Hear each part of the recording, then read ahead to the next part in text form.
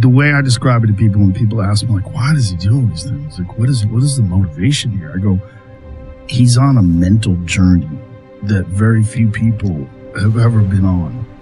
Because what people don't understand you, or they misunderstand you, or they purposely misinterpret the way you're living your life. You're trying to understand your mind in a way that very few human beings ever get to understand their mind. Because you're taking your mind into these terrible, dark places all the time, and you're trying to pull things out of that. You're trying to learn things about yourself and about your potential from that. That's exactly it. And that's what people don't understand. I study the darkness. You find no fucking answers in the light. None.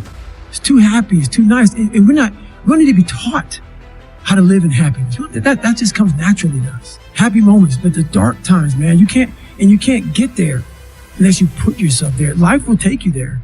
But when you get into those dark moments, that's why people, how are you able, man, I couldn't fucking read and write till I was a junior in high school.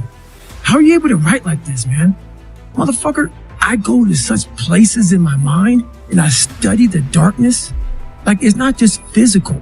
When I was growing up and I saw my mom getting beat and I got beat, and I was some stuttering little black kid in an all-white school, and I'm on stage and I gotta say one fucking line in front of fucking 15 people, and I walk off stage kind of fucking stutter. All those insecurities and all those fucking things, man. I used to go home and fucking cry and be like, oh my God, man, I'm fucked up. I'm so fucked up. Hang on, man. As I got older, we gotta study this shit, man. The only way we're gonna fucking get through this is if we study it. So every time I'm in a dark moment and life's fucked up around me, whether it be physical or just life, I get in it, man, with a fucking pen and paper.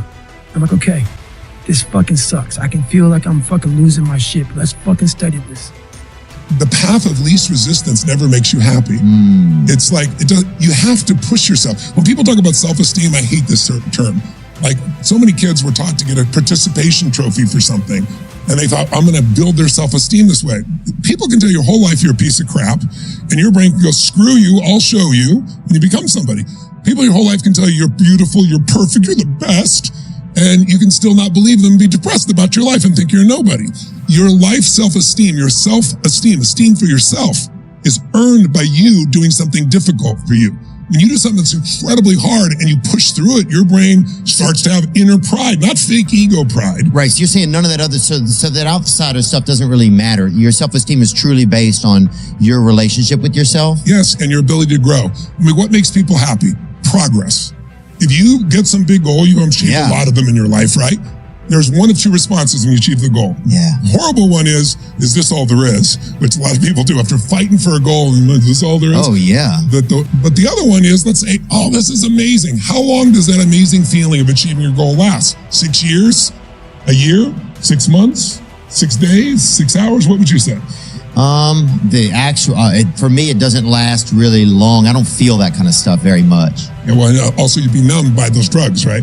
But for most people, it's somewhere between 6 hours and probably 6 weeks. Right, so not super long. No, and so the purpose of life is not just to get your goals. Your goals or you're getting what you want doesn't make you happy. What makes you happy is who you become in pursuit of those goals.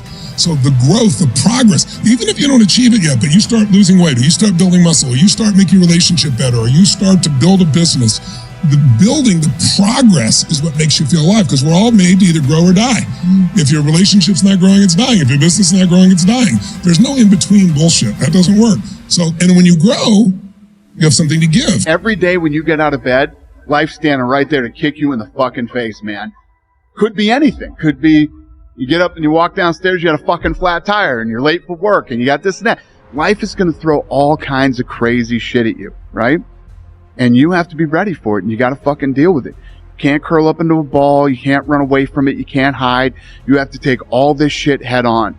You have to get up every day. When I get up out of bed, I strap up and I'm getting ready for fucking war. Because I know I'm coming in here. I know a bunch of bad shit's going to happen that I'm going to fucking deal with.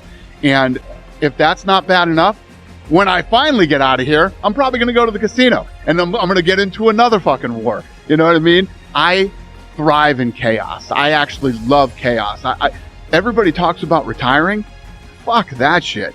What am I going to do when I retire? What would I do? What would I But I like to go to war. I like to battle. I like to win. Sometimes I lose, but then I have to come back from the loss. And I love to build brands. I love to set short-term and long-term goals and then knock them all down.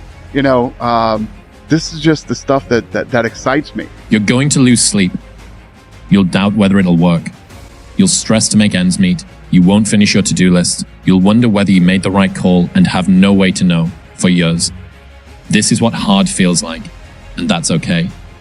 Everything worth doing is hard, and the more worth doing it is, the harder it is. The greater the payoff, the greater the hardship. If it's hard, good. It means no one else will do it more for you. I think a lot of entrepreneurship and even personal growth is training yourself on how you respond to hard. Because in the early days, hard was, ooh, stop. This isn't good. This is a warning sign. This is a red flag. I should slow down, or I should stop, I should pivot. But the more I think about it as a competitive landscape, as I'm clear on what this path is supposed to look like, and these rocks and these dragons are things that I'm going to have to slay along the way to get the princess or get the treasure, I get happier about the harder it is because I know that no one else will follow. It's a selection effect. And I think if you can shift from this is hard to no one else will be able to do this, then it flips from being this thing that you're like, oh, poor me, to oh, poor everyone else who's going to have to fucking try. And I think that is so much more motivating as a frame for the exact same circumstance. There's a lot of cookie cutter shit out here in this world. Oh, discipline, wake up early, take a cold shower, fuck this, fuck that, whatever. It's all fucking bullshit.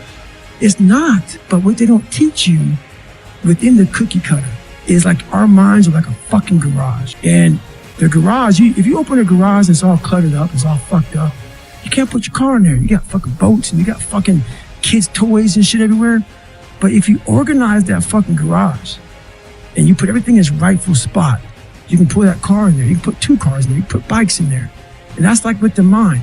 People talk about discipline and fucking determination and fucking, repetitions and all this shit. Consistency. Why people fall off the wagon so often is because their mind is full of shit. There's no room in that mind for discipline. There's no room for consistency. They may do it once or twice, but then the mind takes over and that cluttered fucking garage comes in, and then it's like a circuit breaker, man. A circuit breaker just overloads and fucking sparks. And our minds, that's our mind, man. It's like a fucking circuit breaker that has so much shit in it, you keep unloading it, you can't put any more into it. So I talk about it in there, man, so much about clearing space in your fucking mind so that you have room for all those disciplines. Waking up early, taking those, because they do mean something.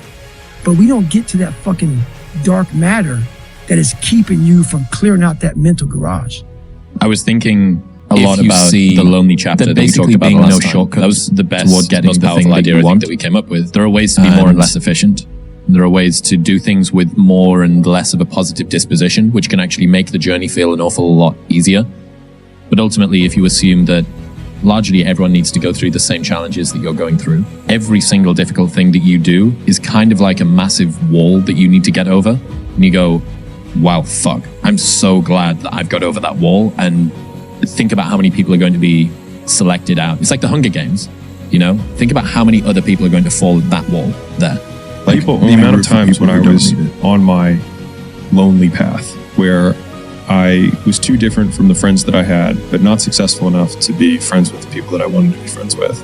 That's when you people are like, he's amazing, he's so good. You want people to support you. That's the time when you need it the least. You always have to be the person who roots for you before everyone else does. Hey there. If you're enjoying our content, show some love. Like, share, comment, and subscribe to stay tuned for more. Let's build something awesome together. Subscribe for more now.